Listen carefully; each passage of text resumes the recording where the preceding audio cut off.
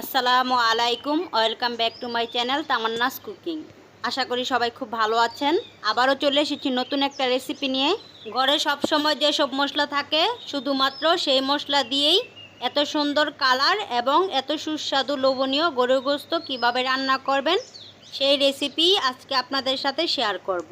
চলুন তাহলে দেখে আসি কিভাবে রান্না করবেন। গরুর গোশত রান্না করার জন্য গরুর গোশত নিয়েছি 3 কেজি। গোশতটা আমি ভালোভাবে পরিষ্কার করে ধুয়ে নিয়েছি। এখন এই গোশতের মধ্যে দিয়ে দিচ্ছি 2 কাপ পেঁয়াজ কুচি, দিয়ে দিচ্ছি আদা রসুন বাটা 1 কাপ, অর্থাৎ 1 কাপের 4 ভাগের 3 ভাগ। তেজপাতা দিয়ে দিচ্ছি 7টা,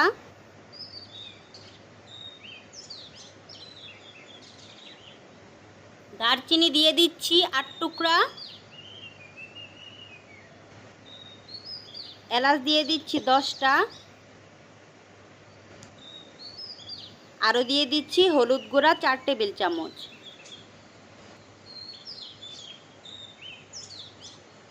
মরিচ গুঁড়া 4.5 টেবিল চামচ।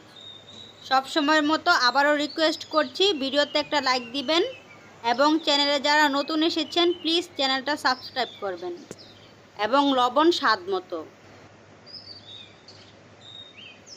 তেল দিয়ে দিচ্ছি 1.5 কাপ। এবার গোশতের সাথে সব মশলা হাত দিয়ে ভালোভাবে মিশিয়ে নেব।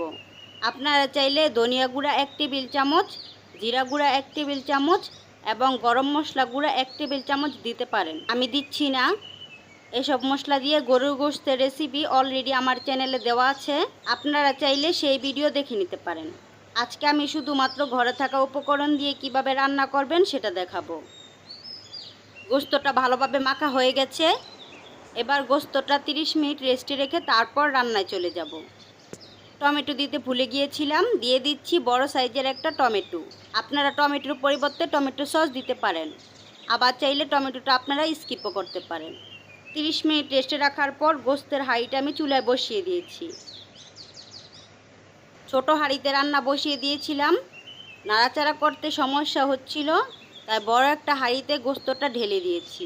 গোশতটা কষানো হয়ে গেছে, দেখতেই পাচ্ছেন গোশতের মধ্যে কত পানি উঠেছে, আরও পানি উঠবে। যেই হাঁড়ি থেকে গোশত ঢেলেছি সেই হাঁড়িটা ধুয়েই কিছু পরিমাণ পানি দিয়ে দিয়েছি। চুলার জাল মিডিয়াম লোতে রেখে রান্না করলে এই পানিতেই গোশতটা রান্না হয়ে যাবে। ফিরে এসেছি কিছুক্ষণ পর, দেখেই বুঝতে পারছেন পানির কোনো পরিবর্তন হয়নি, তার মানে গোশতের মধ্যে আরও পানি উঠেছে। গোশতটা নেড়ে চেড়ে ঢাকনা দিয়ে ঢেকে দিব।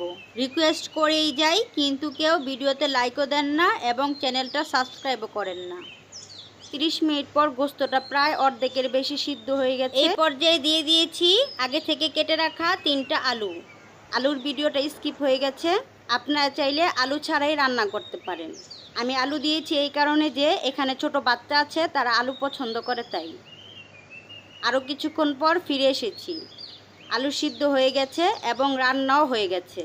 এখন দিয়ে দিব 2 টেবিল চামচ ভাজা জিরা গুঁড়া। জিরা গুঁড়া দিয়ে 5 মিনিট পর চুলা থেকে নামিয়ে নেব এবং আপনাদের পরিবেশন করে দেখাবো। ঘরে একবার হলো ট্রাই করবেন এবং কেমন হলো তা কমেন্ট বক্সে জানাবেন। এই তো তৈরি হয়ে গেল ঘরে থাকা উপকরণ দিয়েই সুস্বাদু গরুর গোশত। রুটি, পরোটা, গরম ভাত এবং পোলাও যা দিয়েই খান না কেন টেস্টটা কিন্তু হয়েছে অসাধারণ। সবাই যাতে রান্না করতে পারে তাই সহজভাবে দেখানোর চেষ্টা করেছি। সবাই সুস্থ থাকবেন, ভালো থাকবেন। আল্লাহ হাফেজ।